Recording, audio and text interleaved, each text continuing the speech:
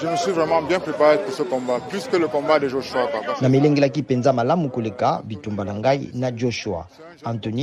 Tony azali mobeti bibotu ya elenge oyo asalaka makambo mingi makamu isaka ayaki penza na mokano ya kobeta nga pe kobakisa kombo na ngai kati na bato abeta na yebaki yango pe pona yango ezali bitumba esepelisi ngai pe asalaki penza mosala malamu azali mobeti bibotu abundaka penza malamu esengeli koloba bosolo tango ozali kobunda na boxeur ya makasi esengeli kundima yango ayebi mosala malamu naza mukolo azaleki nanga kasi nakumisaka ye wuta azwaka palata tombano ya Jeux Olympiques to sala mosala mingi elongo ngai nalandaka ye mingi pe nakumisaka ye na koloba solo esengeli kopesa ye limemia mingi nayoki bato kozomela ye esali ngai mpasi mingi bozomela nde ngai kasi ye te solo.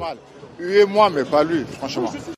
Ezali bongo mobeti bibotu Carlos Takam ya Cameroun pe France oyo azali na mibu tukuminei na mibale pe auti kolonga Tony Yoka. Déçu, c'est pas une histoire de regret, je suis très déçu cette fois-ci. Nayoki pasi na motema kasi nazali kolela te, ezali likambo ya kolela te, pamba te na kotala mubu moleki tango na milengelaki penza malamu te, mbala eyelekaki malamu nasalaki mosala mingi kasi Carlos asalaki pe mosala mingi alekaki ngai makasi na mpoko ya lelo. Nalingaki te nazonga na bitumba moko ya pete nalobaki ete azali moto ya makasi koleka na baye na bunda na bango kino sika azali moto bato banso bazali kotala sikoyo po na ba poids lourd kasi esili na kopola na ngai nzokande maloba Carlos alobi po na ngai mazali kotinda ngai kosala lisusu makasi koleka solo na bomo ya moto ezalaka se bongo tango lingi otelema na mekaki kotelema sima na kopola na ngai ya mobu moleki ezalaki pasi mingi na moto na ngai